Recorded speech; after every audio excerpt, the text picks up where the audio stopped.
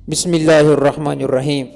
Islamic defence production کے معزز سامعین، السلام علیکم ورحمۃ اللہ وبرکاتہ۔ آج کا ہمارا موضوع ہے شیطانی سمندر۔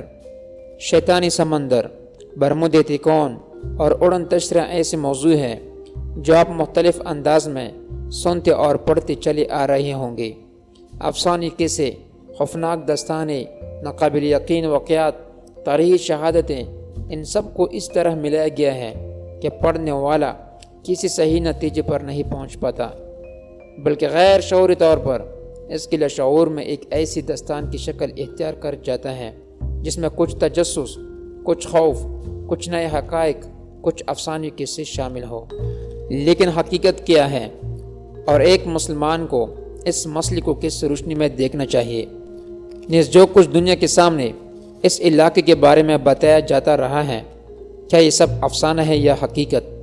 اگر حقیقت ہے تو پھر اس پانی کے اندر ایسا کیا ہے جو آج تک ہزاروں افراد کو نگل گیا؟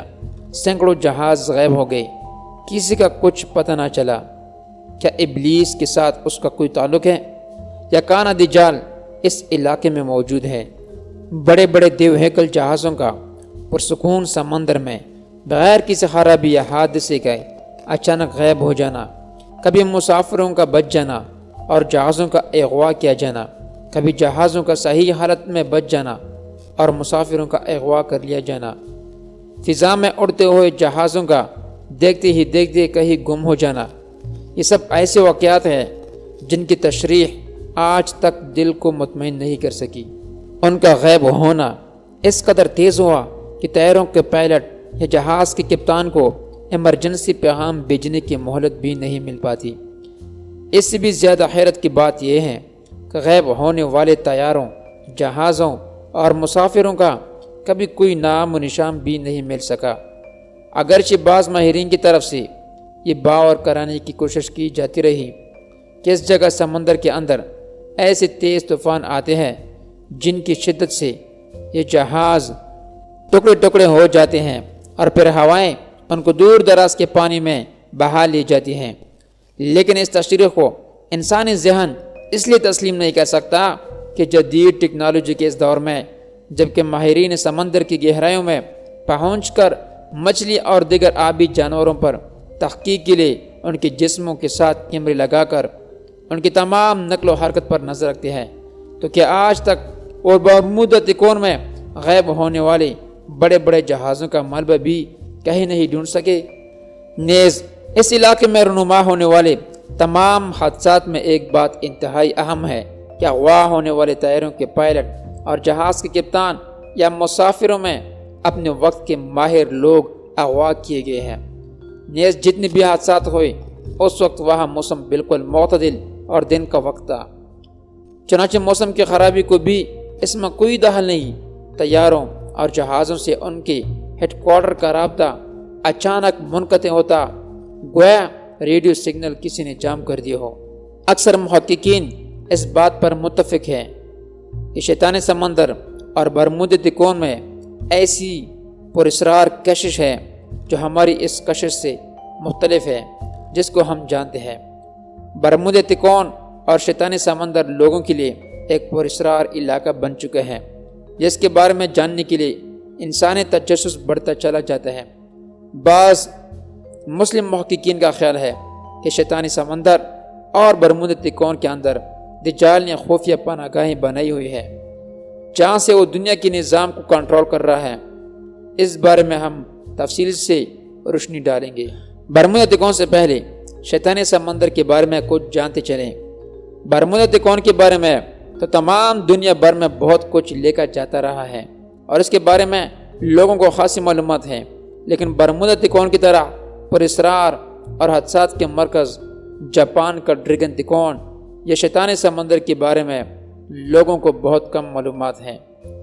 جاپان کے لوگوں کو اس کے بارے میں اچھی طرح علم ہے اور جاپانی حکومت نے سرکاری اعلان کے ذریعے لوگوں کو اس علاقے سے دور رہنے کا حکم جاری کر رکھا ہے، لیکن جاپان سے باہر کی دنیا اس کے بارے میں کم ہی جانتی ہے۔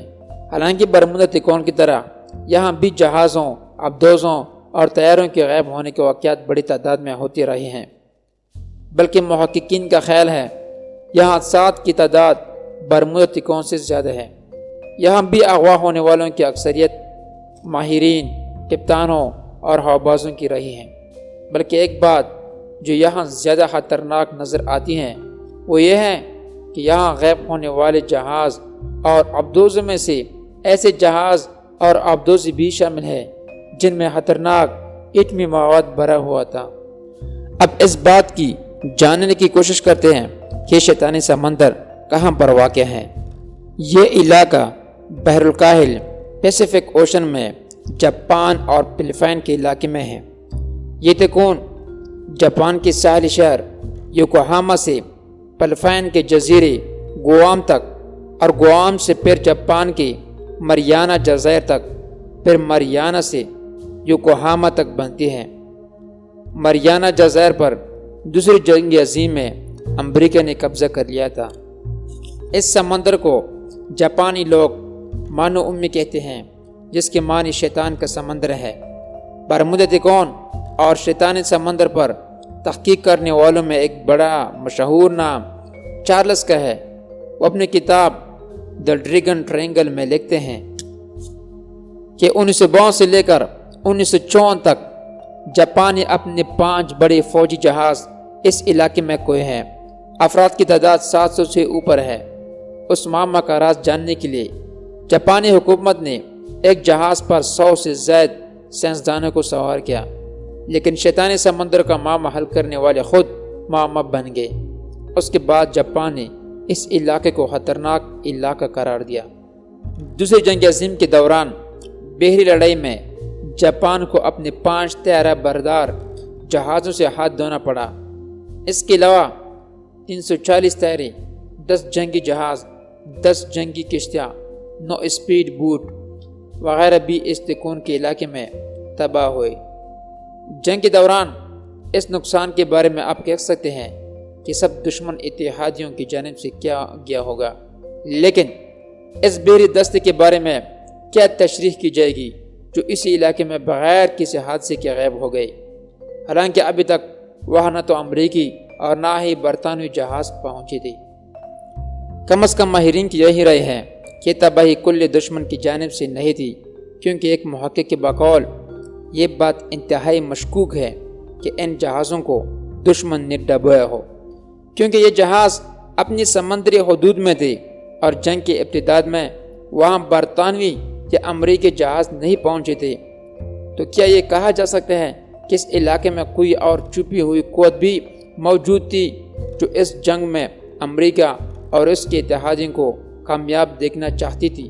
برمودا تکون اور شیطانی سمندر میں اتنی زیادہ مماثلت جاننے کے بعد کیا کوئی یہ مان سکتا ہے کہ محض اتفاق ہے؟ ہرگز نہیں۔